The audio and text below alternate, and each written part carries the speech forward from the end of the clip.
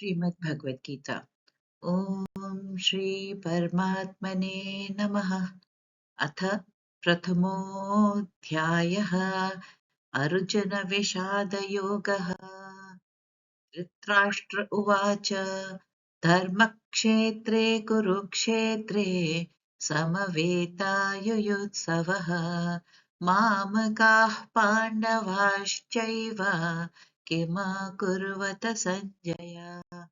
सञ्जय उवाच दृष्ट्वा तु पाण्डवानीकम् व्यूढम् दुर्योधनस्तदा आचार्यमुपसङ्गम्य राजा वचनमब्रवीत्।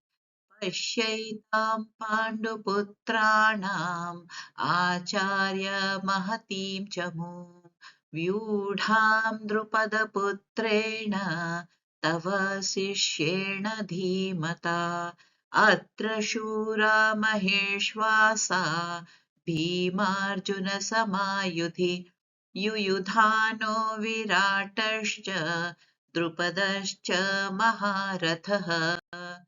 दृष्टकेतुश्चेकितानः काशीराजश्च वीर्यवान् पुरुजित् कुन्तिभोजश्च शैब्यश्च नरपुङ्गवः युधामन्युश्च विक्रान्त उत्तमौजाश्च वीर्यवान् सौभद्रो द्रौपदेयाश्च सर्व एव महारथाः।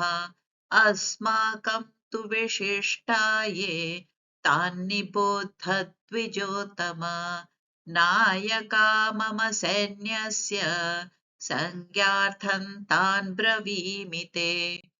भवान् भीष्मश्च कर्णश्च कृपश्च समतिञ्जयः अश्वत्थामा विकर्णश्च सौमदत्तिस्तथैव च अन्ये च बहवः शूरा मदर्थे त्यक्तजीविताः नानाशस्त्रप्रहरणाः सर्वे युद्धविशारदाः। अपर्याप्तं तदस्माकं बलं भीष्माभिरक्षितं पर्याप्तं त्विदमेतेषां बलं भीमाभिरक्षितम्। अन्येषु च सर्वेषु यथा भागामवस्थिताः भीष्ममेवाभिरक्षन्तु भवन्तः सर्व एव हि। तस्य सञ्जनयन् हर्षम् कुरु वृद्धः पितामहः सिंहनादं विनद्यौचैः शङ्खं दग्मौ प्रतापवान् तथा शङ्खाश्च भैर्यश्च पणवानकगोमुखाः सहसैवाभ्यहन्यन्त सशब्दस्तु मलोऽभवत्।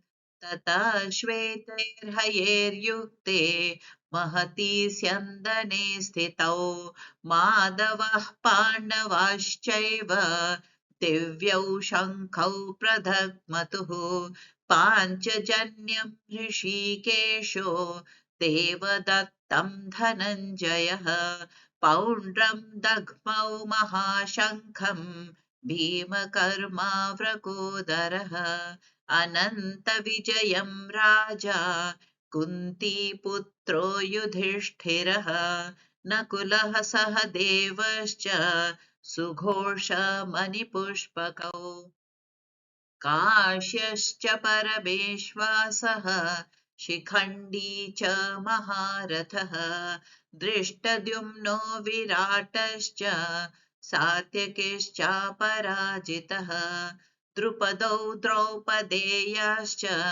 सर्वश पृथ्वीपते सौभद्रश्च महाबाहो शङ्खान् दग्मः पृथक् पृथक् सघोषोद्धार्तराष्ट्राणां हृदयानि व्यदारयत् नभश्च पृथिवीं चैव तुमुलोऽभ्यनुनादयन् अथ व्यवस्थितान् दृष्ट्वा धार्तराष्ट्रान् कपिध्वजः प्रवत्ते शस्त्रसम्पाते धनुरुद्यम्य पाण्डवः ऋषिकेशं तदा वाक्यम् इदमाहमहीपते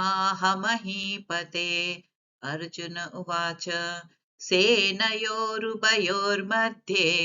रथं स्थापयमेच्युत यावदेतान्निरीक्षेऽहं योद्धकामानवस्थितान् कैर्मया सह योद्धव्यम् अस्मिन् रणसमुद्यमे योत्स्यमाननवेक्षेऽहं य एतेऽत्र समागताः धार्तराष्ट्रस्य दुर्बुद्धेर्युद्धे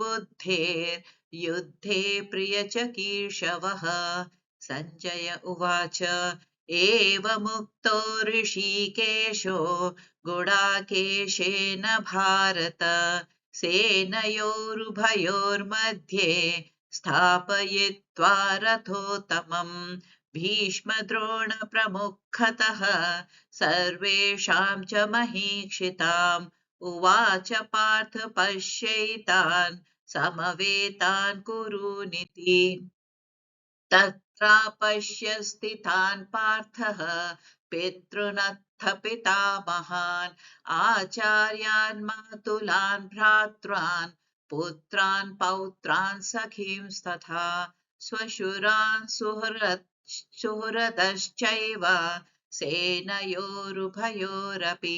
तान् समीक्ष्य कौन्तेय सर्वान् बन्धूनवस्थितान् कृपया परयाविष्टो विषीदन्निदमब्रवीत् सञ्जय उवाच दृष्टवेमं स्वजनं कृष्ण युयुत्सं समुपस्थितम् सीदन्ति मम गात्राणि मुखं च परिशुष्यति वेपथुश्च शरीरे मे रोमहर्षश्च जायते गाण्डीवं संसृते हस्तात् तच्चैव परिदह्यते न च शक्नोम्यवस्थातुं भ्रमतीव च मे मनः निमित्तानि च पश्यामि विपरीतानि केशवः न च श्रेयोनुपश्यामि हत्वा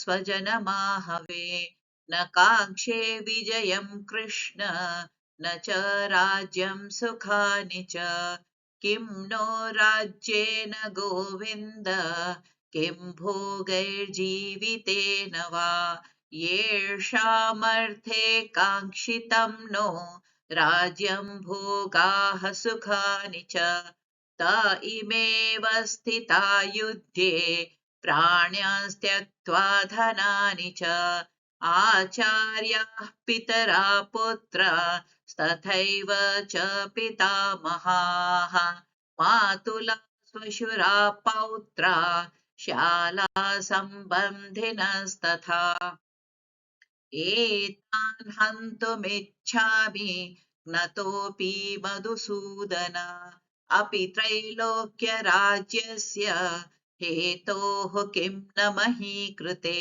निहत्य धार्तराष्ट्रान्न का प्रीतिस्य सनार्जन का प्रीतिस्य जनार्दन पापमेवाश्रयेदस्मान् हत्वैतानाततायिनः तस्मान्नार्य वयं हन्तुं धार्तराष्ट्रान् स्वबान्धवान् स्वजनं हि कथं हत्वा सुखिनः स्याम माधव यद्यप्येतेन पश्यन्ति लोभोपहत चेतसः कुलक्षया कृतं दोषम् मित्रदोहे च पातकम् कथं न ज्ञेयमस्माभिः पापदस्मान्निवर्तितुम् कुलक्षया कृतं दोषम् प्रपश्यद्भिर्जनार्दन कुलक्षये प्रणश्यन्ति कुलधर्मा सनातनाः धर्मे नष्टे कुलं कृत्स्नम् अधर्मोऽभिविवत्युत अधर्माभिभिवात् कृष्ण प्रदुष्यन्ति कुलस्त्रियः स्त्रीषु दुष्टासु वार्णेय जायते वर्णसङ्करः सङ्करो नरकायैव कुलघ्नानां कुलस्य च पतन्ति पितरो ह्येषां लुप्तपिण्डोदकक्रियाः दोषैरेतैकुलघ्नानां वर्णसङ्करकारकैः उत्साद्यन्ते जातिधर्माः कुलधर्माश्च शाश्वताः उत्सन्नकुलधर्माणां मनुष्याणां जनार्दन नरके नियतं वासो भवतीत्यनुशुश्रुमा अहो बत महत्पापं कर्तुं व्यवसिता वयम् यद्राज्यसुखलोभेन हन्तुं स्वजनमुद्यताः यदि माम प्रतीकारं शस्त्रं शस्त्रपाणयः धार्तराष्ट्रारणे हन्योस्तन्मे क्षेमतरं भवेत् सञ्जय उवाच एवमुक्त्वार्जुना साङ्ख्ये रतोपस्थ उपाविशत् विसृज्य सशरं चापं शोकसंविघ्नमानसः ॐ तत्सदिति श्रीमद्भगवद्गीतासु उपनिषत्सु ब्रह्मविद्यायां योगशास्त्रे श्रीकृष्णार्जुनसंवादे अर्जुनविषादयोगो नाम प्रथमोऽध्यायः। हरये नमः। हरये नमः। हरये नमः।